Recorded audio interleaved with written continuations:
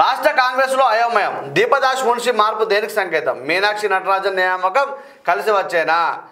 ఈ దీపదాస్ మున్షి ఎవరైతే ఉన్నారో మనకు తెలంగాణ కాంగ్రెస్ పార్టీ మన ఇన్ఛార్జిగా ఉండేది వారిని తీసేసి మీనాక్షి నటరాజన్ గారిని నియామకం చేయడం జరిగింది. అయితే ఇక్కడ ఏం జరుగుతుందంటే ఆ ఎమ్మెల్యేలు 10 మంది ఎమ్మెల్యేలు ఎవరైతే ఉన్నారో వారు ప్రైవేట్గా మీటింగ్ పెట్టిన ఒక వార్తా కథనం వచ్చింది.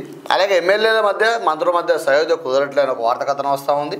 ఎవరికి వారే యమునా తీరులాగా ప్రవర్తిస్తూ ఉన్నారు. కాంగ్రెస్ పార్టీకి గడ్డి కాలం రాబోయే కాలం ఎదుర్కోవాల్సి వస్తుందని చెప్పి ఒక వార్తా కథనాలు వస్తూ ఉన్నాయి. దీని విషయంలో ఎంబడే స్పందించిన అధిష్టానం ఏం చేసిందంటే ఇన్ఛార్జి మార్పు అనేది చేయడం, సీఎం మార్పు చేయలేదు, ఇన్ఛార్జి మార్పు అనేది ఇక్కడ చేయడం జరిగింది. మీనాక్షి నటరాజన్ గారు ఏదైతే రాహుల్ గాంధీ గారి టీంలో వారు ప్రత్యేకంగా ఒక సభ్యురాలుగా ఉన్నారు.